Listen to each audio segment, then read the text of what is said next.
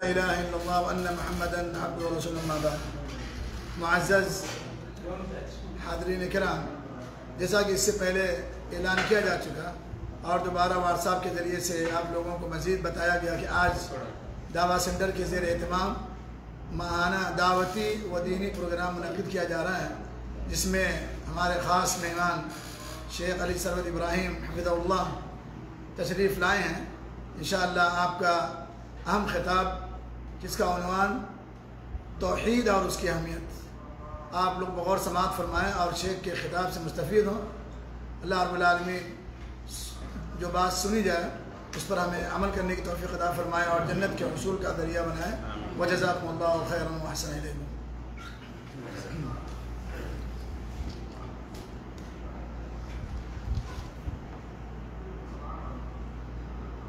السلام علیکم ورحمۃ اللہ وبرکاتہ۔ الحمد للہ رب العالمین والصلاة والسلام علی اشرف الانبیاء والمرسلین نبینا محمد وعلی آلہ وصحبہ اجمعین ومن تبعهم بإحسان إلى يوم الدين أما بعد۔ أعوذ بالله السميع العليم من الشيطان الرجيم، بسم الله الرحمن الرحيم۔ ولقد بعثنا في كل أمة رسولا أن اعبدوا الله واجتنبوا الطاغوت۔ وقال الله تعالى في مقام آخر: وما أرسلنا من قبلك من رسول إلا نوحي إليه أنه لا إله إلا أنا فاعبدون۔ تمام قسم کی حمد و ثناء، کبریائی، بڑائی، حمد و ستائش اس اللہ رب العالمین کے لیے لائق و زیبا ہے، جس نے ہم تمام کو یہاں پہ دینی پروگرام سنانے کے لیے یہاں پہ ہم تمام لوگوں کو جمع فرمایا، اور درود و سلام محمد رسول اللہ صلی اللہ علیہ وسلم پر، جنہیں اللہ رب العزت نے اس کائنات کی ہدایت اور رہنمائی کے لیے مبعوث فرمایا اور آپ صلی اللہ علیہ وسلم کے اوپر دین اسلام کی تکمیل فرمائی۔ آج کے اس راستہ نورہ دعویٰ سینٹر میں اس ماہانہ پروگرام میں جو موضوع ہے وہ توحید کی اہمیت اور اس کی فضیلت۔ توحید یہ سب سے پہلی چیز ہے جو بندوں کے اوپر واجب اور ضروری ہوتی ہے۔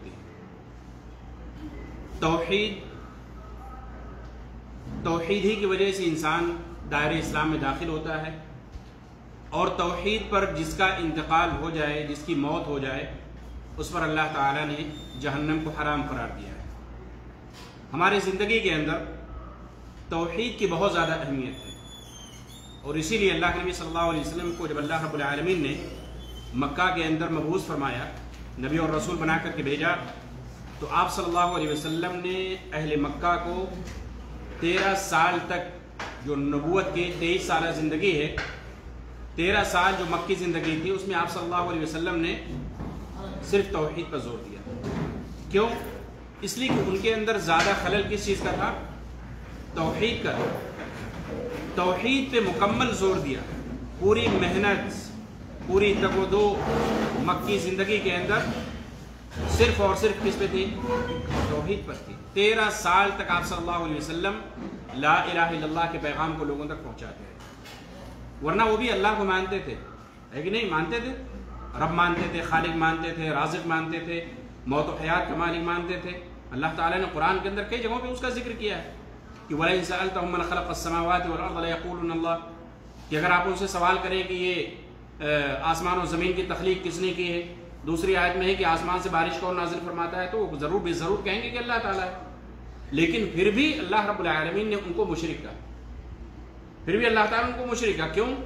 اس لیے کہ وہ عبادت میں اللہ کے ساتھ کیا کرتے تھے؟ شریک ٹھہراتے تھے۔ ربوبیت میں کمی نہیں تھی، لیکن جہاں توحید الوہیت کی بات آتی تھی، صرف ایک اللہ کی عبادت، سجدہ، رکوع، قربانی، دعا، توکل، خوف، یہ تمام چیزیں صرف اللہ کے لیے ہونی چاہیے، تو وہیں پہ اختلاف ہوا، وہیں پہ لوگ اپنے بیگانے ہو گئے، دشمن بن گئے۔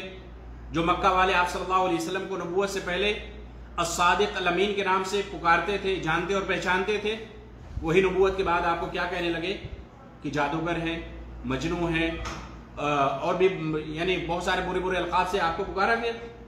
لیکن آپ صلی اللہ علیہ وسلم اس پیغام کو، توحید کو مکی زندگی کے اندر عام کرتے رہے، یہاں تک کہ جب مکہ کے اندر زمین تنگ ہو گئی تو تو آپ صلی اللہ علیہ وسلم ایک امید، ایک آس لیے ہوئے طائف کی طرف گئے، جو طائف مکہ شہر سے قریب ہے، کہ ہو سکتا ہے مکہ والے میری بات نہیں مان رہے ہیں لیکن طائف والے میری بات مان لیں۔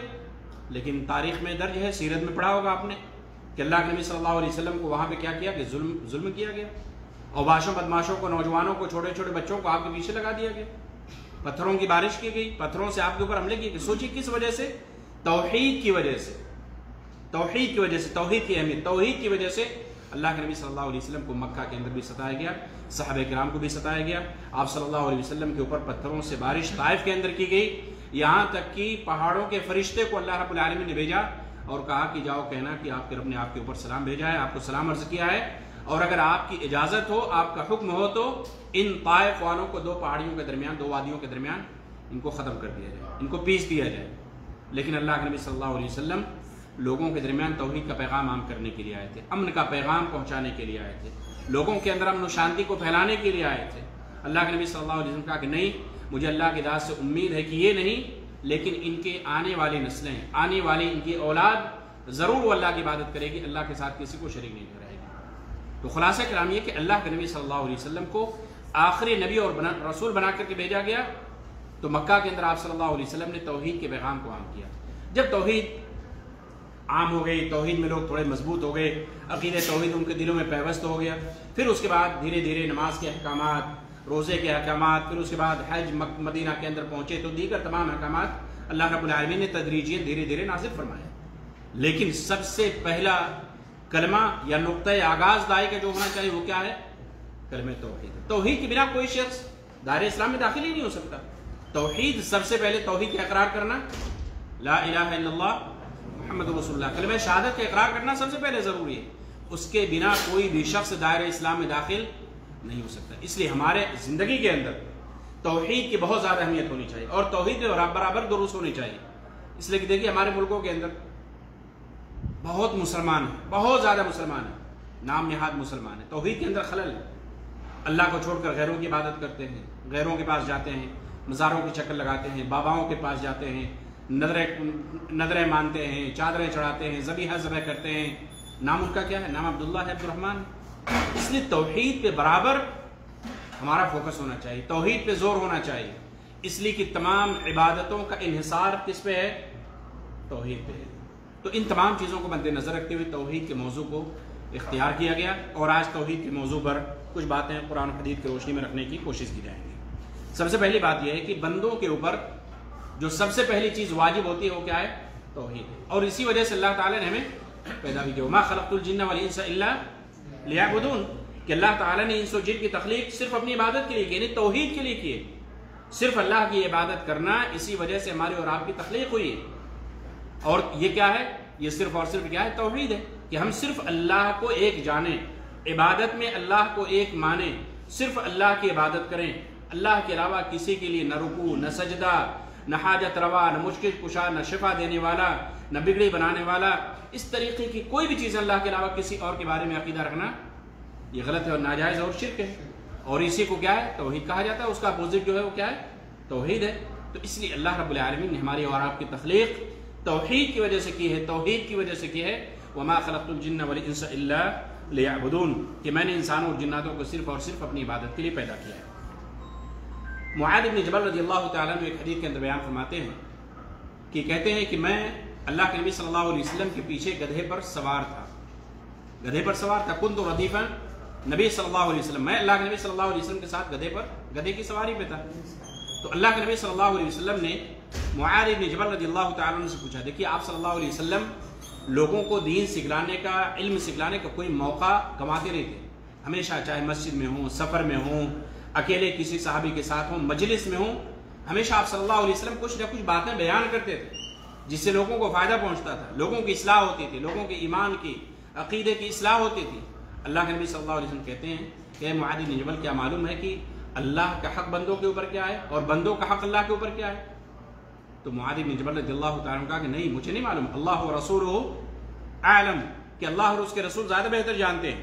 تو معاذ بن جبل رضی اللہ تعالیٰ عنہ سے اللہ کے نبی صلی اللہ علیہ وسلم نے بیان فرمایا ہے کہ فَإِنَّ حَقَّ اللَّهِ عَلَى عِبَادِهِ أَن يَعْبُدُوهُ وَلَا يُشْرِكُوا بِهِ شَيْئًا وَحَقُّ الْعِبَادِ عَلَى اللَّهِ أَلَّا يُعَذِّبَ مَن لَّا يُشْرِكُ بِهِ شَيْئًا، کہ اللہ کا حق بندوں کے اوپر کیا ہے کہ بندے صرف اور صرف اسی کی عبادت کریں.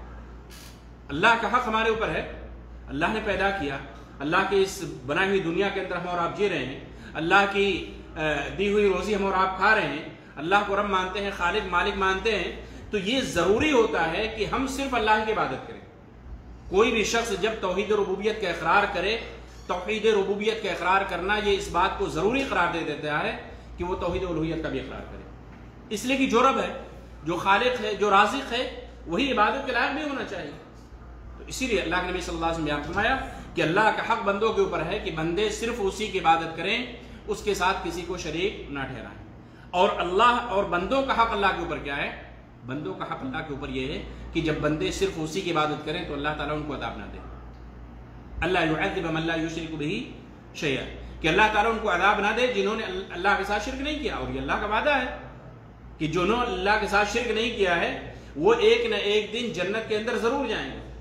جنت ان کا آخری ٹھکانہ ہو. یہ موحدین کے لیے بشارت اور خوشخبری ہے, جو توحید کو ماننے والے ہیں, جو صرف توحید پر جن کی وفات ہو جائے, جنہوں نے کبھی زندگی میں اللہ کے ساتھ شرک نہیں کیا یا شرک کیا تو سچی توبہ کے ساتھ ان کا انتقال ہوا, تو ایسے لوگوں کے لیے اللہ کے نبی صلی اللہ علیہ وسلم بشارت اور خوشخبری سنائی ہے کہ ایسے لوگ کیا ہوں گے؟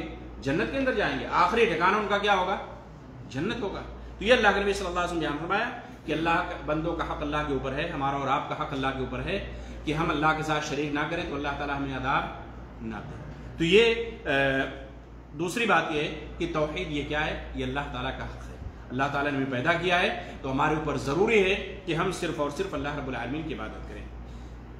کلمہ جو انسان پڑھتا ہے, جیسے کلمہ توحید جس کو کہا جاتا ہے, لا الہ الا اللہ, یہ کلمہ توحید اس کے اندر دو جز ہیں. اس کے اندر کیا ہے؟ دو جز ہیں. کلمے کے اندر دو جز ہیں, دو پارٹ ہیں. پہلا کیا ہے؟ لا الہ, جس کے معنی کیا ہوتے ہیں؟ اللہ کے علاوہ کوئی معبود برحق نہیں. معبود برحق لگانا ضروری ہے, یاد رکھیں, ورنہ معبود تو دنیا کے اندر بہت ہیں, معبود برحق کوئی نہیں. تو اس لیے اس کا ترجمہ کرنے میں بھی لوگوں سے غلطی ہوتی ہے. اللہ کے علاوہ کوئی معبود برحق نہیں, ورنہ معبود تو دنیا میں ہزاروں ہیں, لاکھوں کروڑوں ہیں, لیکن معبود برحق, سچا معبود, سچی عبادت کے لائق اللہ کے علاوہ کوئی نہیں. تو سب سے پہلے کیا ہے؟ لا الہ, کوئی معبود نہیں, کوئی معبود نہیں, تمام معبودان باطلہ کا انکار ہے. تو سب سے پہلے کلمے کے اندر کیا ہے؟ انکار ہے. کیا ہے؟ انکار ہے. الا اللہ, پھر اللہ کی عبادت کا کیا ہے؟ اقرار ہے. اس لیے کہا جاتا ہے لا الہ الا اللہ کے دو رکن ہیں, اور یہ دونوں بہت ہی اہم اور ضروری ہیں, سمجھنے کی چیز ہے, غور کرنے کا مقام ہے کہ سب سے پہلے اللہ رب العالمین نے تمام معبودان باطلہ کا انکار کرنے کا حکم دیا ہے. بغیر انکار کیے ہوئے کوئی اللہ کی عبادت کا اقرار نہیں کر سکتا. بھائی جو مشرک ہو, اللہ کے ساتھ شرک بھی کر رہا ہو اور کہے کہ میں موحد ہوں, توحید والا بھی ہوں, یہ ممکن ہے؟ ممکن نہیں ہے. یا تو انسان موحد ہوگا یا مشرک اور کافر ہوگا. دونوں چیزیں ایک ساتھ جمع نہیں ہو سکتی. شرک اور توحید ایک ساتھ جمع نہیں ہو سکتی, ایک ساتھ جمع نہیں ہو سکتی یہ دونوں. اسی لیے لا الہ الا اللہ سب سے پہلے نفی ہے, پھر کیا ہے؟ اقرار ہے. سب سے پہلے نفی ہے, پھر اقرار ہے. لیکن بہت سارے لوگ کیا کرتے ہیں؟ نفی پہ زور نہیں دیتے, صرف اقرار. ہاں اللہ کو مان لو, اللہ کو مان لو. بھائی اللہ کو کون نہیں مانتا ہے؟ سب لوگ مانتے ہیں. اللہ کے اوپر سب لوگ اوپر والا, ایشور, پرمیشور, الگ الگ ناموں سے اس کو جانتے اور پہچانتے ہیں. لیکن عبادت میں اختلاف ہے. جہاں پہ یہ معنی آتا ہے کہ افراد اللہ تعالی بالعبادہ, کہ صرف ایک اللہ کی عبادت کرنا, عبادت میں اللہ کو ایک جان اور مان لینا, اختلاف وہیں پہ ہوتا ہے. تو اس لیے بغیر انکار کے اللہ کی عبادت کے اقرار کوئی معنی نہیں ہے. بغیر انکار کے کوئی معنی نہیں.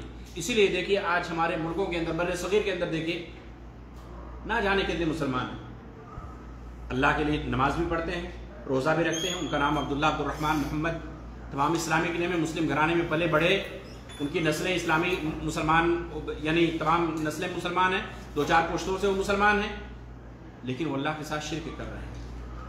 اللہ کے در کو چھوڑ کر غیروں کے در پہ جا رہے ہیں, مزاروں کے چکر لگا رہے ہیں, وہاں پہ جا کے ان کو حاجت روا مشکل کشا تصور کر رہے ہیں, وہاں پہ جا کے مرغے ذبح کر رہے ہیں, وہاں پہ جا کے بکرے ذبح کر رہے ہیں, مزارات کو چوم رہے ہیں, وہاں پہ سجدے کر رہے ہیں. ان کا ڈر خوف جو اللہ کے بارے میں ہونا چاہیے, وہ جو ان قبروں کے اندر, مزارات کے اندر مدفون ہیں, ان کا ڈر اور خوف ان کے دلوں کے اندر ہوتا ہے. پھر اللہ کی مدد کہاں سے آئے گی؟ کیا یہ لوگ موحد ہیں؟ کیا یہ لوگ سچے مسلمان ہیں؟ نہیں، سچے مسلمان نہیں۔ توحید کے اندر خلل ہے، شرک پایا جا رہا ہے۔ اسی شرک کو ختم کرنے کے لیے تو اللہ کے نبی صلی اللہ علیہ وسلم کو مکہ کے اندر بھیجا گیا، ورنہ وہ لوگ بھی خانہ کعبہ کا طواف کرتے تھے، زمانے جاہلیت میں بھی طواف کرتے تھے، عمرہ بھی ہوتا تھا، حج بھی ہوتا تھا، خوب رفاہی کام ہوتے تھے، حجاجوں کی خدمت کرتے تھے، سبیلیں لگتی تھی، جو یمن سے دیگر ملکوں سے آنے والے جو حجاج ہوتے تھے راستے میں ان کی خدمت کے لیے وہاں کے قبیلے ہوتے تھے، خوب خدمت کرتے تھے زمانے جاہلیت کے اندر۔ لیکن اللہ تعالیٰ نے ان کو مشرک کہا، کیوں؟ اس لیے کہ وہ اپنے ہاتھوں سے بنائے ہوئے بتوں کی عبادت کرتے تھے۔ 360 بت وہاں پہ تھے۔ اللہ رب العالمین نے ان کو کہا کہ ان تمام چیزوں کو چھوڑ کر ایک اللہ کی عبادت کرو، تو ان لوگوں نے کیا کہا؟ اجعل الآلہۃ الہا واحدا ان ھذا لشیء عجاب۔ کیا تم یہ چاہتے ہو کہ ہم ان تمام معبود کو چھوڑ کر ہم صرف ایک اللہ کی عبادت کریں؟ یہ تو بڑی عجیب بات ہے، یہ تو بڑی عجیب بات ہے۔ ما نعبدهم الا ليقربونا الى الله زلفى، ہم ان کی عبادت صرف اس لیے کرتے ہیں تاکہ ہمیں اللہ سے قریب کر دیں۔ آج کا مسلمان بھی یہ کہتا ہے، آج کا مسلمان کیا کہتا ہے؟ کہتا ہے ہم اللہ کی طرف ڈائریکٹ نہیں پہنچ سکتے، ہم ان ولیوں کے ذریعے سے پہنچتے ہیں۔ پہلی بات تو ولی تھے کہ نہیں تھے اس کی گارنٹی کیا ہے بھائی؟ اللہ کا ولی کون ہوتا ہے؟ الذین آمنوا وکانوا یتقون، یہ اللہ کے ولی کی پہچان ہے۔ الذین آمنوا وکانوا یتقون، جو اللہ پر ایمان لانے والا ہو، اللہ سے ڈرنے والا ہو، تقوی اختیار کرنے والا ہو، اللہ نے ان کو ولی کہا ہے۔ اللہ کے ولی تو صحابہ کرام سے بڑا کوئی اولیاء ہو سکتا ہے؟ ان کی قبریں جا کے دیکھیے آپ، مدینہ کے اندر، مکہ کے اندر آپ دیکھیے۔ تو اللہ کا ولی کبھی بھی اپنے آپ کو یہ نہیں کہے گا کہ میرے مرنے کے بعد میرے در پہ آنا، میری مزار بنا دینا، وہاں پہ میلے لگانا، وہاں پہ لوگوں کو ہفتہ واری یا ماہانہ یا سالانہ عرس لگانا، جمع کرنا، یہ اللہ کے ولیوں کی پہچان نہیں ہے۔ یہ تو شیطان کے اولیاء ہیں، یہ تو شیطان کے ولی ہیں جو اس طریقے کی دعوت دیتے ہیں، ایسے میلے اور ٹھیلے کا انتظام کرتے ہیں۔ یہ اسلام سے ان کا دور دور تک تعلق نہیں ہے میرے عزیز ساتھیوں۔ مکہ کے اندر 360 بت تھے، تمام کو توڑ دیا گیا، تمام کے ماننے والوں کو اللہ تعالیٰ نے مشرک کہا، حالانکہ وہ بھی اللہ کو مانتے تھے۔ انہوں نے کہا کہ ہم ان کے ذریعے سے اللہ تک پہنچتے ہیں۔ آج کا مسلمان بھی یہ کہتا ہے کہ ہم ان کے ذریعے سے اللہ تک پہنچتے ہیں، اور اللہ کو دنیاوی مخلوق پر قیاس کرتا ہے، کہتا ہے چھت پہ پہنچنے کے لیے سیڑھی کی ضرورت ہے، لفٹ کی ضرورت ہے، فلاں چیز کی ضرورت ہے، اپنی آواز پہنچانے کے لیے مائک کی ضرورت ہے۔ بھائی یہ ہماری کوتاہی ہے، ہمارے اندر نقص اور کمی ہے، ہمیں ضرورت ہے ان تمام چیزوں کی، لیکن اللہ کو کسی چیز کی ضرورت نہیں۔ اللہ تعالیٰ تو رات کے آخری پہر میں سمائے دنیا پہ آتا ہے، کہتا ہے من یدعونی فاستجیب لہ، کوئی ہے دعا کرنے والا، مانگنے والا، میں اس کی دعا کو سن لوں، کوئی ہے مغفرت طلب کرنے والا، میں اس کو معاف فرما دوں۔ یہ اللہ کی خصوصیت ہے۔ ان الذین تدعون من دون اللہ وَإِذَا سَأَلَكَ عِبَادِي عَنِّي فَإِنِّي قَرِيبٌ، اللہ تعالیٰ کہتا ہے جب آپ سے کوئی میرے بارے میں سوال کرے میں قریب ہوں۔ تو آپ اللہ کو انسانوں پر قیاس کریں، دیگر مخلوق پر قیاس کریں، تو یہ اللہ کے ساتھ ظلم اور ناانصافی ہے کہ نہیں؟ تو اللہ تعالیٰ تک پہنچنے کے لیے کسی ناجائز وسیلے کی ضرورت نہیں، مردوں کا وسیلہ لگانے کی ضرورت نہیں۔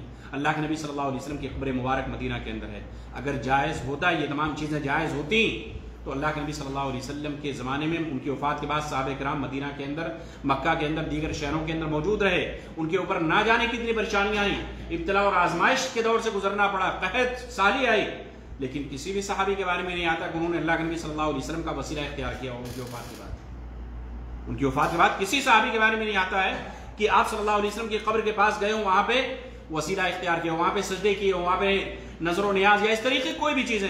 اللہ کے نبی صلی اللہ علیہ وسلم نے ڈرایا ہے، کیا کہا؟ لعنت اللہ علی الیہود والنصارى اتخذوا قبور انبیائہم مساجد، کہ اللہ تعالیٰ کی لعنت یہود و نصارہ پر جنہوں نے اپنی انبیاء کی قبروں کو سجدہ بنا لیا۔ اللہ کے نبی صلی اللہ علیہ وسلم نے اللہ سے دعا کی کہ اللہ تعالیٰ میری قبر کو بت نہ بنانا، میری قبر کو سجدہ نہ بنانا۔ تو یہ مردوں کو سجدہ کرنا، چاہے وہ نبی ہی کیوں نہ ہو، جب نبی کے لیے جائز نہیں ہے تو نبی کا جو ایک ادنا سا امتی ہے اس کے لیے کیسے جائز ہو سکتا ہے؟ یہ توحید نہیں ہے، یہ ایمان نہیں ہے، یہ اسلام نہیں ہے، یہ توحید کے اپوزٹ ہے۔ یہ لوگ مشرک ہیں، شرک کرنے والے ہیں، اور شرک کرنے والوں کا ٹھکانہ اللہ تعالیٰ نے قرآن کے اندر اعلان کر دیا ہے کہ مشرک کا ٹھکانہ کیا ہوگا؟ جہنم ہوگا۔ تو یہ کلمہ توحید کا معنی اور مفہوم ہے، اس کو سمجھنا بہت ہی ضروری ہے، اور بغیر انکار کے کوئی بھی شخص اللہ کی، بغیر معبودان باطلہ کا انکار کر کے کوئی بھی شخص دائرہ اسلام میں داخل نہیں ہو سکتا، اور اگر وہ دعویٰ کرے تو اپنے دعوے کے اندر کیا ہے؟ جھوٹا ہے، اس کا دعویٰ کھوکھلا ہے، اس کے دعوے کی حقیقت اور سچائی نہیں ہے۔ تیسری بات توحید کی اہمیت بھی یہ ہے کہ اللہ تعالیٰ نے اسی توحید کے پیغام کو لوگوں تک پہنچانے کے لیے انبیاء اور رسول کو بھیجا۔ آپ قرآن پڑھیے، قرآن کے اندر انبیاء کے واقعات، حضرت ابراہیم علیہ السلام کا واقعہ مشہور واقعہ ہے، وہ ان کی قوم، ان کا باپ خود جو ہے بت فروش تھا، بت بناتا تھا، اور ان کے قوم کے لوگ کیا تھے؟ تمام بت بیچنے والے، بتوں کی عبادت کرنے والے تھے۔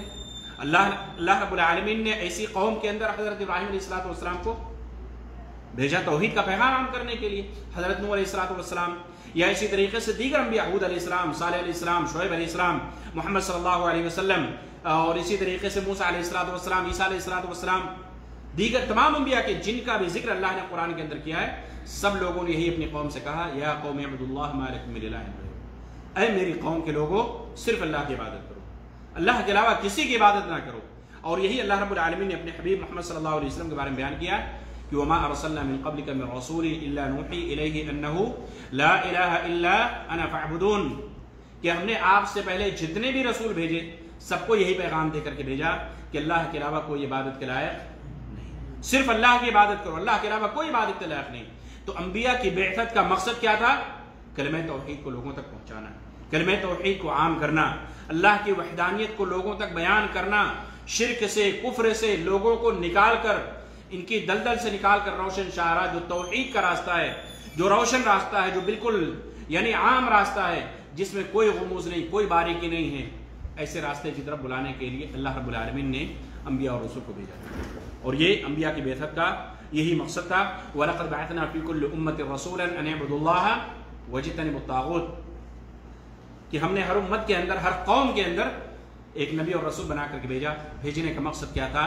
لوگوں کو اللہ کی وحدانیت کی طرف بلانا اور طاغوت کی عبادت سے لوگوں کو بچانا۔ طاغوت کسے کہتے ہیں؟ کل ما عبد من دون اللہ، ہر وہ چیز اللہ کے علاوہ جس کی بھی عبادت کی جائے وہ طاغوت ہے۔ اللہ کے علاوہ جس کی بھی عبادت کی جائے، انسان ہے، جنات ہیں، چرند ہیں، پرند ہیں، جمادات ہیں، کوئی بھی ہو، اللہ کے علاوہ جس کی بھی عبادت کی جائے وہ سب کے سب کیا ہے؟ طاغوت میں داخل، یعنی ان عبادتوں کی کوئی حقیقت نہیں، اللہ تعالیٰ قبول نہیں کرے گا۔ یہ سب کیا ہیں؟ شرک کے دروازے، یہ سب گمراہی کے دروازے ہیں، گمراہی کے لے جانے والے ہیں۔ اور اللہ کے نبی صلی اللہ علیہ وسلم توحید کے پیغام کو، توحید کا درس بچوں کو بھی دیا کرتے تھے، بچوں کو بھی سکھلایا کرتے تھے۔ آج ہمارے اندر کیا ہے؟ بچوں کی تربیت کے تعلق سے بہت ہی کمی ہے کہ نہیں؟ ہم دنیاوی امور کے اندر بچوں کے تئیں بڑے فکر مند رہتے ہیں، بچوں کو بڑھیا سے بڑھیا پڑھائی، اچھی سے اچھی تعلیم، اور بہترین جاب لگ جائے، اچھی کمائی ہو جائے، گھر ہو جائے ان کے لیے، گاڑی ہو جائے، تمام فکر والدین کو رہتی ہے۔ لیکن اگر فکر نہیں آج کے زمانے میں تو وہ دینی تربیت کی فکر نہیں۔ آپ کا بچہ توحید جانتا ہے کہ نہیں جانتا ہے؟ اللہ کی عبادت کر رہا ہے کہ نہیں کر رہا ہے؟ لا الہ الا اللہ کا معنی سمجھتا ہے کہ نہیں سمجھتا ہے؟ کہیں اللہ کے در کو چھوڑ کر مزاروں کے چکر تو نہیں لگا رہا ہے؟ کہیں آپ کی بیوی مزاروں میں تو نہیں جا رہی ہے؟ ان تمام چیزوں پر آج لوگ غور نہیں کر رہے ہیں، جبکہ اللہ کے نبی صلی اللہ علیہ وسلم حضرت عبداللہ بن عباس رضی اللہ تعالیٰ عنہما، جو بالکل چھوٹے بچے، 9-10 سال کے بچے، ان کا ہاتھ پکڑے ہوئے کہتے ہیں، کیا کہتے ہیں؟ کہتے ہیں یا غلام انی اعلمک کلمات، اے لڑکے، اے بچے، میں تمہیں چند باتیں سکھلاتا ہوں۔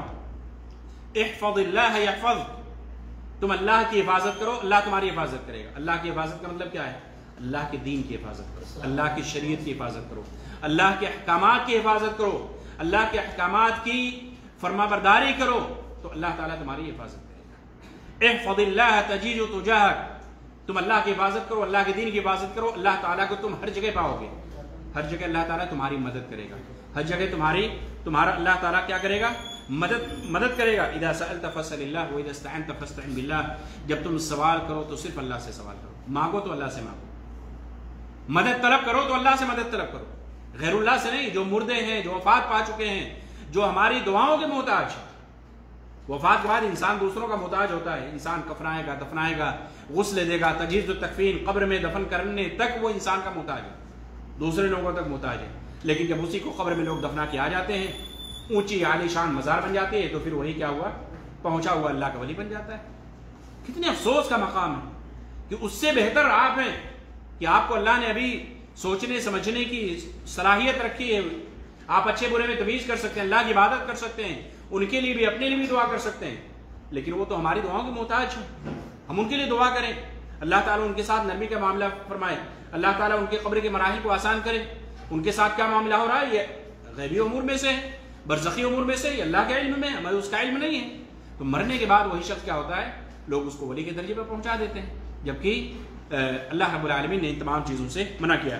تو حضرت عبداللہ بن عباس رضی اللہ تعالیٰ عنہ کہتے ہیں وَاعْلَمْ أَنَّ الْأُمَّةَ لَوْ اجْتَمَعَتْ عَلَىٰ أَن يَنْفَعُوكَ بِشَيْءٍ لَمْ يَنْفَعُوكَ إِلَّا بِشَيْءٍ قَدْ كَتَبَهُ اللَّهُ لَكَ۔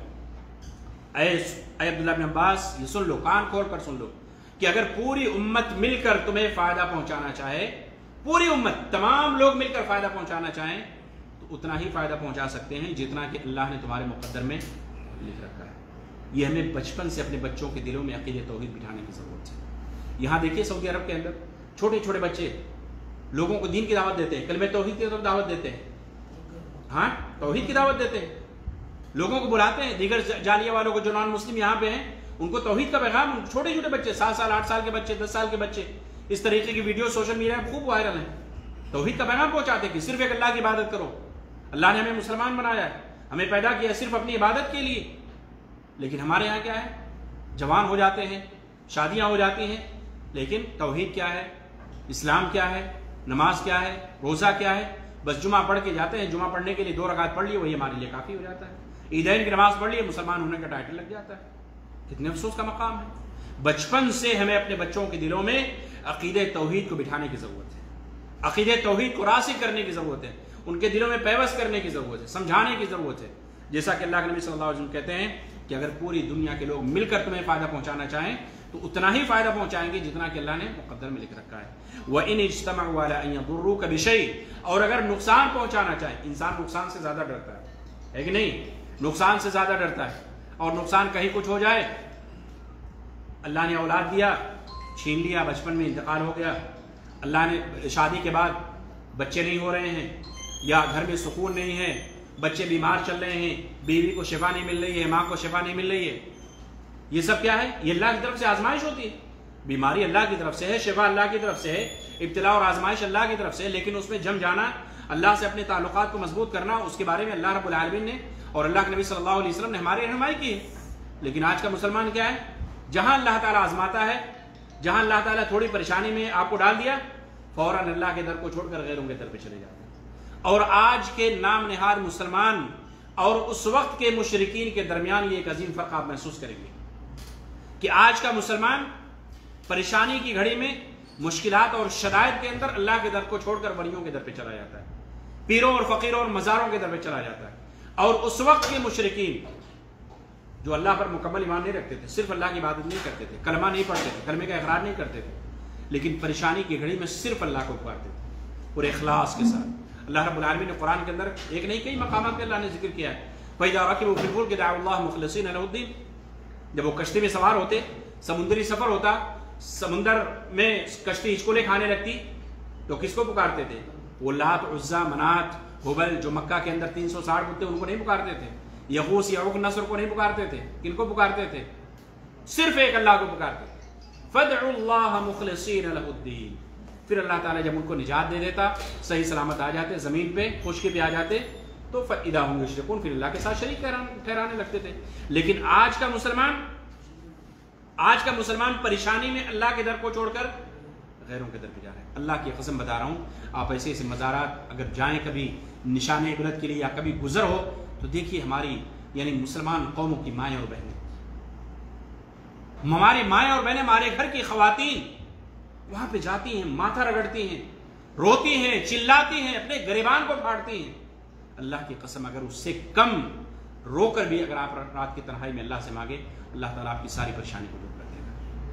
وہاں پہ جائیے، آپ دیکھیے، جانے کا اتفاق ہوا، کتنے لوگ جاتے ہیں ایمان کا سودا کر کے آتے ہیں، پتھر ہے وہاں پہ، کوئی اس کی حقیقت نہیں ہے، لیکن وہاں پہ جاتے اپنے ایمان کا سودا دنیا اور آخرت دونوں خراب کر کے آتے ہیں۔ وہاں پہ جا کے عورتیں بے پردہ رہتی ہیں، روتی ہیں، بلبلاتی ہیں، چلاتی ہیں، اپنے گریبان کو پھاڑتی ہیں، کیوں؟ شفا کے لیے، سکون کے لیے، اولاد کے لیے، جبکہ ان تمام چیزوں کا مالک کون ہے؟ صرف اللہ ہے، ان تمام چیزوں کا مالک صرف اللہ کے ذات ہے۔ حضرت ابراہیم علیہ السلام الحمدللہ الذی وہب لی علی الکبر اسماعیل و اسحاق، اللہ تعالیٰ کہتے ہیں سورہ ابراہیم کے اندر اللہ تعالیٰ نے ذکر کیا ہے کہ جب اللہ رب العالمین نے ابراہیم کو بڑھاپے میں اولاد عطا کی، بڑھاپے میں اللہ کی ذات سے کبھی مایوس نہیں ہونا چاہیے، آپ دوا علاج کیجئے، طبی معائنہ کیجئے، جو کچھ بھی ممکن جائز وسائل اور اسباب ہو سکتے ہیں آپ اختیار کیجئے، لیکن مکمل اسباب مکمل توکل کس کی ذات پہ ہونا چاہیے؟ اللہ کی ذات پہ ہونا چاہیے۔ شفا اللہ ہی دے سکتا ہے، اولاد اللہ ہی دے سکتا ہے. اللہ تعالیٰ اولاد دے کر چھین لیتا ہے, کسی کو نرینہ دیتا ہے, کسی کو بچیاں ہی دیتا ہے, کسی کو دونوں سے محروم کر دیتا ہے. یہ تمام خصوصیت صرف اور صرف اللہ رب العالمین کی.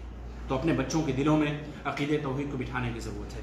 حضرت عبداللہ بن عباس رضی اللہ تعالیٰ عنہ کہتے ہیں کہ پوری دنیا کے لوگ مل کر بھی اگر تمہیں نقصان پہنچانا چاہیں تو نقصان نہیں پہنچا سکتے مگر اتنا ہی جتنا کہ اللہ نے تمہارے مقدر میں لکھ رکھا ہے, تمہارے بارے میں لکھ رکھا ہے. اس لیے کہ رفعت الاقلام وجفت الصحف, تقدیریں لکھی جا چکی ہیں, قلم خشک ہو گئے, قلم نے لکھنا بند کر دیا ہے. ہماری اور آپ کی تخلیق سے پہلے ہی اللہ تعالیٰ نے ہمارے مقدر میں جو کچھ بھی چیزیں تھیں اللہ نے لکھ رکھا ہے. لیکن اسباب اور وسائل کو اختیار کرتے ہوئے جو جائز راستے ہیں ان جائز راستوں کو ہمیں کیا کرنا ہے, رزق کے لیے اور تمام چیزوں کے لیے ہمیں تلاشنا ہے, ڈھونڈنا ہے. اس کی بھی رہنمائی اللہ رب العالمین نے, اللہ کے نبی صلی اللہ علیہ وسلم نے بیان فرمائی ہے. اسی طریقے سے توحید ہی وہ چیز ہے جس کی طرف سب سے پہلے دعوت دی جائے گی. سب سے پہلے دعوت کس کی طرف دی جائے گی؟ توحید کی طرف دی جائے گی. توحید کے بنا کوئی بھی شخص دائرہ اسلام میں داخل نہیں ہو سکتا. لیکن اگر آپ ایسے قریے میں جا رہے ہیں, ایسے گاؤں میں جا رہے ہیں جو مسلم بستی ہے, لیکن آپ کو پتا ہے کہ اس مسلم بستی کے اندر زیادہ لوگ شرک کرنے والے ہیں, زیادہ لوگ مزار پرست ہیں, قبر پرست ہیں, وہ نماز بھی پڑھتے ہیں, روزہ بھی رکھتے ہیں. تو پھر ایسی صورت میں ہماری دعوت کا مرکز اور محور کیا ہونا چاہیے؟ کیا ہونا چاہیے؟ توحید ہونا چاہیے میرے بھائی. اس لیے کہ شرک ہوتے ہوئے اللہ تعالیٰ آپ کی نماز روزے کو کسی بھی عبادت کو قبول نہیں کرے گا. تمام دعوتوں کا تمام عبادتوں کا انحصار, تمام عبادتوں کی قبولیت کا دار و مدار کس چیز پہ ہے؟ توحید پہ ہے. اس لیے کہ داعی کا دعوت کے میدان میں جب وہ نکلے تو اس کی دعوت کا نقطۂ آغاز توحید ہونا چاہیے.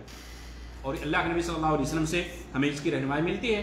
جب حضرت معاذ بن جبل رضی اللہ عنہ کو آپ صلی اللہ علیہ وسلم نے یمن کی طرف داعی بنا کر کے بھیجا تو آپ صلی اللہ علیہ وسلم کیا بیان فرمایا کہ انک تأتی قوم من اہل الکتاب, کہ آپ اہل کتاب کی قوم کی طرف جا رہے ہیں, ان کی طرف آپ کو داعی بنا کر کے بھیجا جا رہا ہے. جب آپ ان کی طرف پہنچیں تو سب سے پہلے کیا ہے؟ توحید کی طرف بلائیں.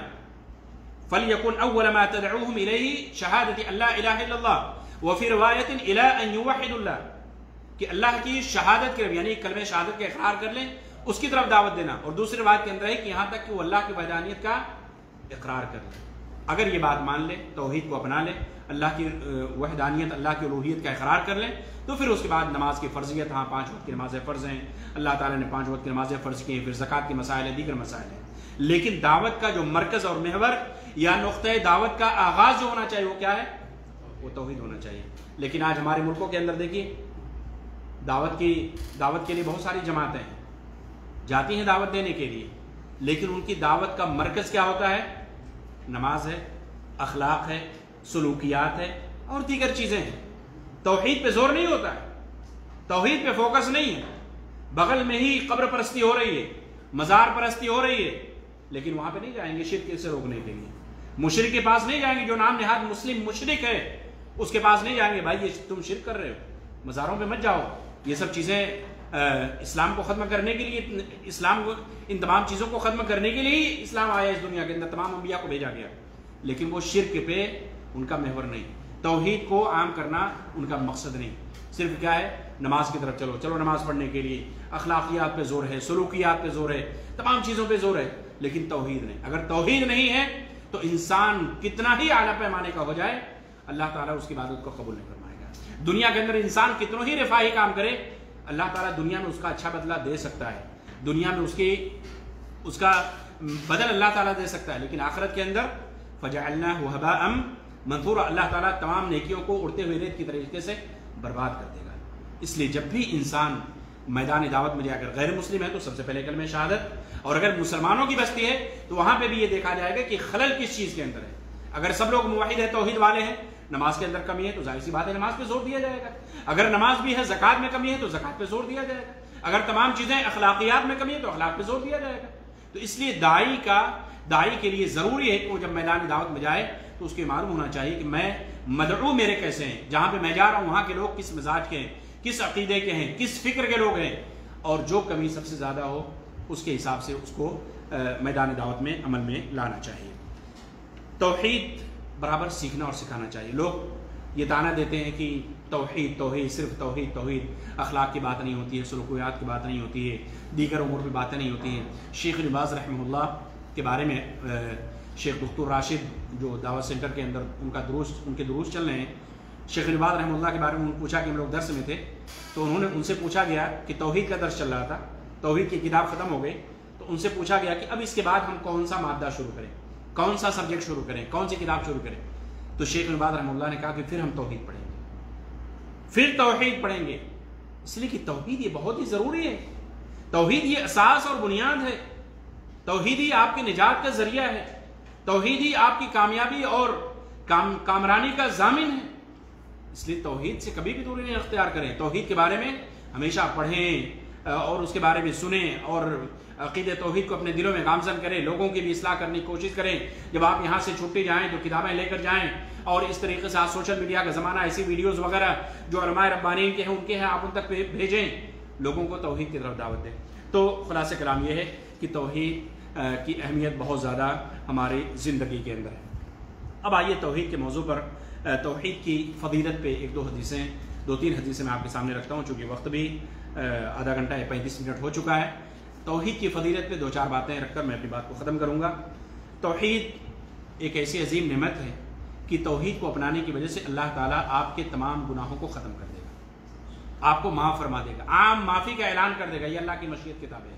حدیث قدسی کے اندر اللہ کے نبی صلی اللہ علیہ وسلم بیان فرماتے ہیں کہ یا ابن آدم لو بلغت ذنوبك عنان السماء ثم استغفرتنی غفرت لك ولا ابالی، اے ابن آدم اگر تم آسمان اور زمین بھر کے گناہ لے کر کے آؤ، یعنی اتنا گناہ ہے کہ زمین سے لے کر آسمان تک گناہ ہی گناہ ہے، یا ابن آدم انک لو ثم استغفرتنی، پھر تم نے مجھ سے مغفرت طلب کر لی، مجھ سے معافی طلب کر لی، تو میں تمہیں معاف کر دیتا ہوں، عام معافی کا اعلان کر دیتا ہوں۔ یا ابن آدم انک لو اتیتنی بقراب الارض خطایا ثم لقیتنی لا تشرک بی شیئا لاتیتک بقرابها مغفرۃ۔ سبحان اللہ، یہ فضیلت ہے اہل توحید والوں کی، یہ فضیلت ہے کلمہ توحید پر جمے رہنے والوں کے لیے۔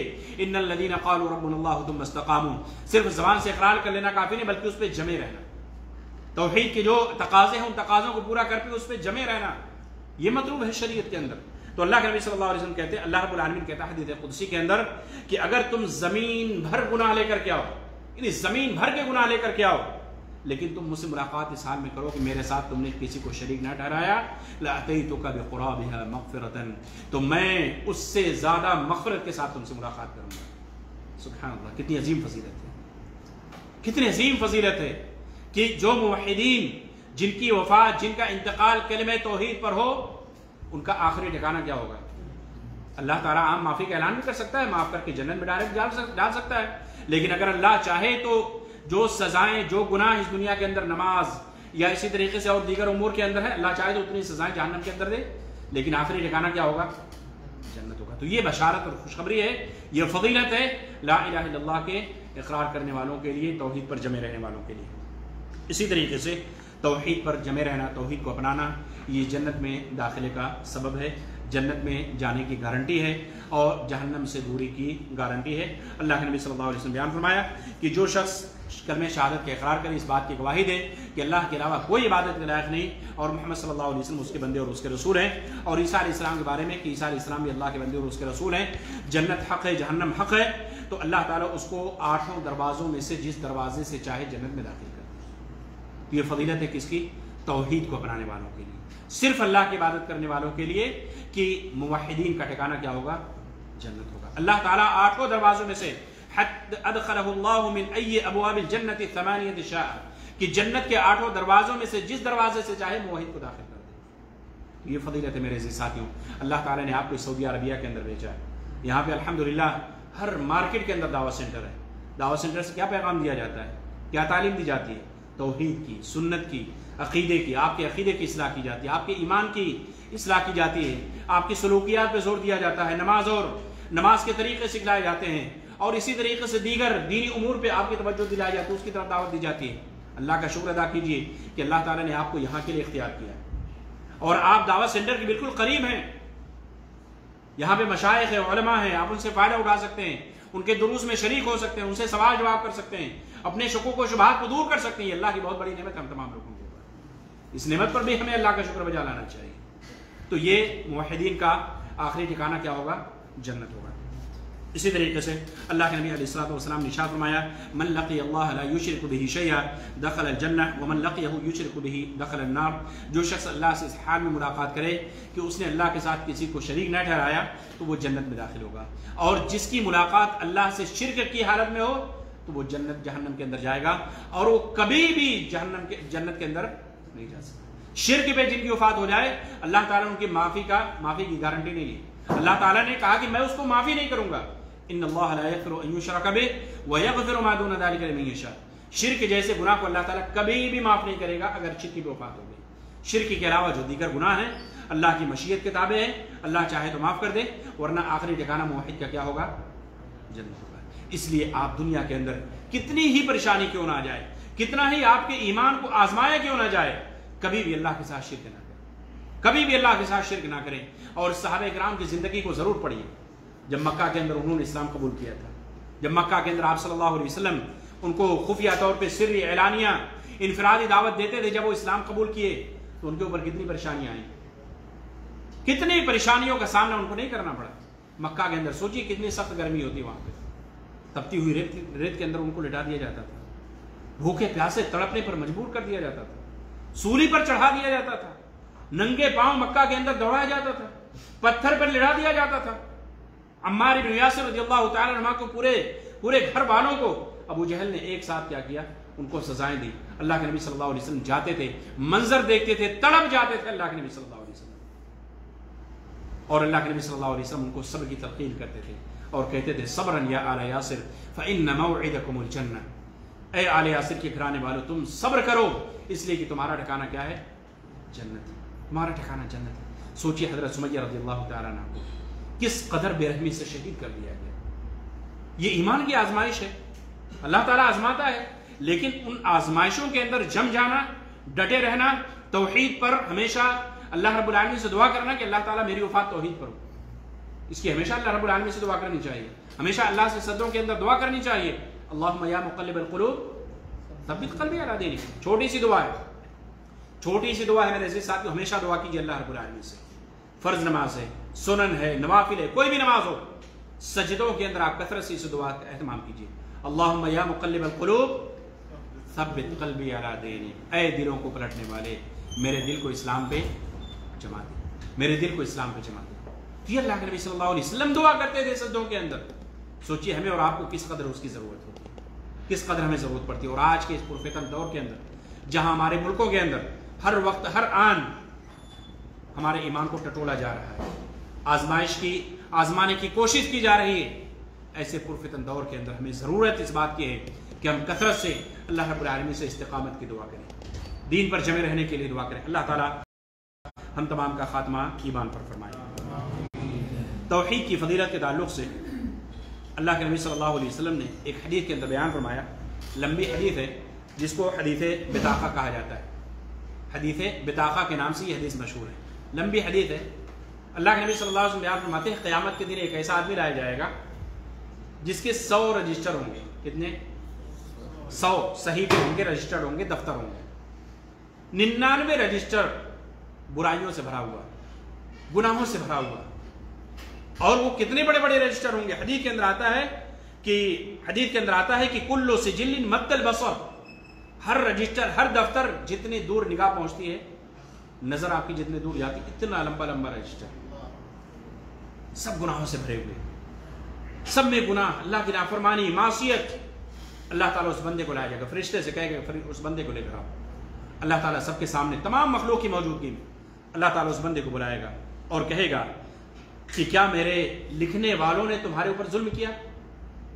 کیا فرشتوں نے کوئی ظلم کیا؟ کیا تمہاری اور کوئی نیکی ہے؟ اللہ تعالیٰ اس کو اقرار کرا رہا ہے، اس سے سوال و جواب کر رہا ہے، کیا تمہاری کوئی اور نیکی ہے؟ کیا یہ تم نے جو کچھ لکھا ہوا ہے تم نے کیا یا نہیں کیا؟ یا تمہارے اوپر ظلم کیا گیا یا نہ کی ہوئی چیزوں کو لکھ دیا گیا؟ تو بندہ کیا کہے گا؟ وہ بندہ کہے گا کہ نہیں، اے میرے رب، وہی چیزیں ہیں جو کچھ میں نے دنیا کے اندر کیا وہی اس کے اندر لکھی ہوئی، میں کسی چیز کا منکر نہیں، یہی سب چیزیں جو کچھ میں نے کیا ہے وہ میری نظروں کے سامنے۔ اللہ رب العالمین اس سے کہے گا کہ تمہاری ایک نیکی ہے، اللہ تعالیٰ اس سے کیا کہے گا کہ تمہیں گھبرانے کی ضرورت نہیں ہے، ان گناہوں کے سامنے وہ بندہ مایوس ہے کہ اللہ تعالیٰ مجھے اور شرمندہ نہ کر. بار بار رجسٹر کھولا جا رہا ہے، سب گناہوں سے بھرا ہوا. اللہ تعالیٰ کہے کہ نہیں، رکو، ابھی تمہارا ایک رجسٹر باقی ہے، ایک بطاقہ باقی ہے، ایک دفتر بھی باقی ہے. اللہ تعالیٰ اس کو لائے گا اور کیا کہے گا کہ آج کے دن کسی کے اوپر ظلم نہیں کیا جائے گا. آج کے دن کسی کے اوپر ظلم نہیں کیا جائے گا. الیوم تجزا کل نفس بما کسبت لا ظلم اليوم. اللہ تعالیٰ نے قرآن کے اندر بیان فرمایا کہ آج ہر شخص کو پورا بدلہ دیا جائے گا. کسی کے اوپر کوئی ظلم نہیں کیا جائے گا، کسی کے اوپر کوئی ظلم نہیں کیا جائے گا. وہ قیامت کا دن ہوگا جہاں ذرے ذرے کا حساب ہوگا. اللہ چاہے گا ذرے ذرے کا حساب لے گا، چاہے گا تو معاف کر کے جنت کے اندر داخل کر دے گا. تو وہ قیامت کا دن ہوگا. اللہ تعالیٰ اس بندے کو لے کر آئے گا اور کہے گا کہ نہیں، تمہاری ایک نیکی ہے. فرشتے سے کہے گا اس کو لے کر آؤ. اس کو کھولا جائے گا تو اس کتاب کے اندر، اس دفتر کے اندر کیا ہوگا؟ کلمہ توحید. صحیح بخاری کی روایت ہے، صحیح روایت ہے. اس رجسٹر کے اندر کیا ہوگا؟ کلمہ توحید. اشہد ان لا الہ الا اللہ وحدہ لا شریک لہ واشہد ان محمدا عبدہ ورسولہ. اس نے 1000 گناہ کیے ہوں گے، رب کی نافرمانی کی ہوگی، نماز نہیں پڑھے، روزے نہیں رکھے، دیگر امور میں اللہ کی نافرمانی کیا ہوگا، لیکن کبھی بھی اس نے اللہ کے در کو چھوڑ کر غیروں کے در پہ نہیں کیا. کبھی غیر کے نام پہ غیر کے سامنے سجدہ کرنا گوارا نہیں کیا. کبھی بھی اس نے اللہ کے ساتھ، اللہ کے علاوہ کسی اور کے لیے جھکنا گوارا نہیں سمجھا. توحید پر قائم رہا، توحید پر اس کی وفات ہوئی. اللہ کے نبی صلی اللہ علیہ وسلم کہتے ہیں اس ایک رجسٹر کو لایا جائے گا اور کہے گا، تو وہ بندہ کیا کہے گا؟ فَيَقُولُ يَا رَبِّ مَا هَذِهِ الْبِطَاقَةُ مَا هَذِهِ السِّجِلَّاتُ. اس ایک چھوٹے سے رجسٹر کی، اس ایک چھوٹے سے کارڈ کی، ان تمام رجسٹر کے سامنے اس کی کیا حیثیت ہے؟ فَيَقُول، تو اللہ کہے گا إِنَّكَ لَا تُظْلَمُ، آج تمہارے اوپر ظلم نہیں کیا جائے گا. فَتُوضَعُ السِّجِلَّاتُ فِي كِفَّةٍ، تو وہ تمام کے تمام 99 رجسٹر اللہ تعالیٰ اس کو ایک پلڑے میں رکھ دے گا ترازو کے، اور لا الہ الا اللہ کو دوسرے پلڑے میں رکھ دے گا. لا الہ الا اللہ کا پلڑا کیا ہوگا؟ بھاری ہو جائے گا. سبحان اللہ، کتنی عظیم فضیلت ہے، کتنی عظیم فضیلت ہے توحید کو اپنانے والوں کی. توحید پر جن کا انتقال ہو جائے ان کے لیے بشارت اور خوشخبری ہے کہ ان کا ٹھکانہ کیا ہوگا؟ جنت ہوگا. یہ ہے موحدین کے لیے بشارت اللہ رب العالمین نے قرآن مجید کے اندر سنائی، اللہ کے نبی صلی اللہ علیہ وسلم نے احادیث مبارکہ کے اندر سنائی ہے. اس لیے ہمیشہ توحید کو اپنائیے، توحید پر جمے رہیے. توحید پر جمے رہنے کے لیے جو بھی اسباب اور وسائل ہو سکتے ہیں اس کو اختیار کیجیے. اللہ تعالیٰ نے اس بندے کو معاف کر دیا اور وہ شخص کیا ہو گیا؟ جنت کے اندر چلا گیا. اسی طریقے سے اللہ کے نبی صلی اللہ علیہ وسلم ایک دوسرے حدیث کے اندر بیان فرماتے ہیں. ابو سعید خدری رضی اللہ تعالیٰ عنہ کہتے ہیں کہ اللہ رب العالمین سے انہوں نے ایک مرتبہ کہا موسیٰ علیہ السلام نے کہ اللہ مجھے ایسی باتیں کچھ سکھلا دے جس سے میں تجھ سے دعا کروں، خصوصی دعا، کوئی اچھی دعا، کوئی اچھی بات، اچھی عبارت، اچھا جملہ. تو اللہ رب العالمین نے کیا کہا کہ یا موسیٰ قل لا الہ الا اللہ، کہ اے موسیٰ کہو کہ لا الہ الا اللہ کہو. تو موسیٰ علیہ السلام نے کہا کل عبادک یقولون ھذا، کہ تیرے ہر بندے یہ کہتے ہیں، اس میں کوئی نئی بات تو ہے نہیں. کوئی ایسی چیز، خصوصیت جو مجھ سے تعلق رکھتی ہو، جس کے ذریعے سے میں صرف تجھ سے دعا کروں. تو اللہ رب العالمین نے حدیث قدسی کے اندر کیا بیان فرمایا؟ کہا کہ اے موسیٰ علیہ السلام کہ اگر آسمان اور زمین اور اس کے اندر میرے علاوہ جتنی بھی چیزیں ہیں تمام کو ایک پلڑے میں رکھ دیا جائے اور لا الہ الا اللہ کو ایک پلڑے میں رکھ دیا جائے تو لا الہ الا اللہ کا پلڑا کیا ہوگا؟ یہ فضیلت ہے، یہ فضیلت ہے لا الہ الا اللہ، یہ فضیلت ہے کلمہ توحید کی. تو المہم خلاصہ کلام یہ ہے کہ اللہ تعالیٰ نے ہماری اور آپ کی تخلیق توحید کی وجہ سے کیا ہے. اللہ کے ساتھ کبھی بھی زندگی میں کسی کو شریک نہ ٹھہرائیے. کتنی ہی آزمائشیں کیوں نہ آ جائیں، کبھی بھی باباؤں کے چکر نہ لگائیے. میرے سے ساتھیوں، وہ جو بابا آپ کو گنڈے بنا کے دیتا ہے، تعویذ بنا کے دیتا ہے، اس کے اندر کوئی دعا نہیں لکھی ہوتی ہے. آپ کبھی بھی کسی کی تعویذ پھاڑ کر چیک کر سکتے ہیں، کوئی دعا نہیں لکھی ہوتی ہے. نمبر لکھے ہوتے ہیں، عدد، گنتی لکھی ہوتی ہے. اور اس میں اگر عربی کے کچھ جملے بھی آپ کو ملیں گے تو ایسے جملے ہوں گے جو آپ پڑھ نہیں سکتے، پڑھ لیں گے تو اس کو سمجھ نہیں سکتے. اور اسی پہ انسان کا اتنا عقیدہ ہو جاتا ہے، انسان کا اتنا عقیدہ اسی تعویذ پہ، اسی کاغذ کے ٹکڑے پہ، اسی کالے کپڑے پہ اتنا عقیدہ کہ اللہ کے علاوہ اسی تعویذ کو وہ شفا اور اسی طریقے سے تمام چیزوں کا مالک سمجھ لیتا ہے. تو کبھی بھی اللہ تعالیٰ آپ کو آزمائشوں سے ہم تمام کی حفاظت فرمائے، لیکن کبھی بھی آزمائشیں آئے، بیماری کی، شفا کی، اولاد کی، رزق کی، سعادت کی، کسی بھی طریقے کی اگر آزمائش اور ابتلا آئے تو اللہ کے در کو چھوڑ کر غیروں کے در پہ نہ جائے. یہ یاد رکھنا کہ توحید پہ وفات ان کے لیے بشارت ہے. یہ دنیا چند روزہ ہے، اس دنیا کے اندر، اس دنیا سے ہر ایک کو جانا ہے، چاہے وہ کافر ہو، مشرک ہو، موحد ہو، سب کو اس دنیا سے جانا ہے. لیکن بشارت اور خوشخبری، سعادت مند وہی لوگ ہیں جن کی وفات توحید پر ہو جائے، جن کی وفات توحید پر ہو جائے. ایسے ہی لوگوں کے لیے اللہ کے نبی صلی اللہ علیہ وسلم کی شفاعت اور سفارش حاصل ہوگی۔ اللہ کے نبی صلی اللہ علیہ وسلم بیان فرمائے، صحیح مسلم کی روایت ہے کہ اللہ تعالیٰ نے انبیاء کو دنیا کے اندر اختیار دیا تھا کہ وہ اللہ سے جو مانگ رہا ہوں مانگ لے۔ اللہ نے گارنٹی دے دی تھی کہ اللہ تعالیٰ اس کو ضرور ان کی دعاؤں کو قبول کر لے گا، گارنٹی تھی۔ لیکن اللہ کے نبی صلی اللہ علیہ وسلم اپنی امتوں سے کتنی محبت کرنے والے، کتنا چاہنے والے، کتنی فکر رکھنے والے، اللہ کے نبی صلی اللہ علیہ وسلم کہتے ہیں میں نے اس دعا کو، اس مانگ کو، اس گارنٹی کو میں نے اپنی امت کے لیے چھپا کر رکھ لیا۔ سبحان اللہ، کس دن کے لیے؟ قیامت کے دن کے لیے۔ قیامت کے دن کے لیے اللہ کے نبی صلی اللہ علیہ وسلم نے اس کو چھپا کر رکھا ہے۔ اس دعا کو اللہ کے نبی صلی اللہ علیہ وسلم دعا کریں گے، سفارش کریں گے اللہ کی اجازت سے، لیکن کس کے لیے؟ کس کے لیے؟ موحدین کے لیے، توحید والوں کے لیے۔ حدیث کے اندر ہے کہ یہ شفاعت ان کے لیے ہوگی، یہ سفارش ان کے لیے ہوگی، یہ دعا میری ان کے لیے ہوگی جنہوں نے کبھی بھی اللہ کے ساتھ شرک نہ کیا۔ تو نعرے لگانے سے کچھ نہیں ہوتا ہے، عاشق رسول بننے سے کچھ نہیں ہوتا ہے، جب تک آپ موحد نہیں ہوں گے زبانی دعوے سے کچھ نہیں ہوگا۔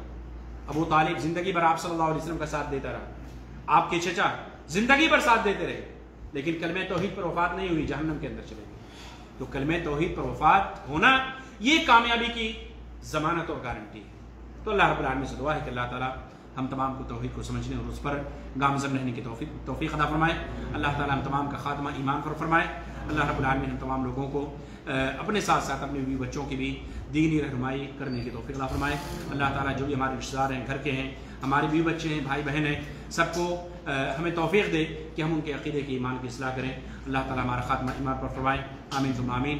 اقول ما تسمعون واستغفر الله لي ولكم ولسائر المسلمين من كل ذنب فاستغفروه وتوبوا اليه انه هو الغفور الرحيم وجزاكم الله خيرا۔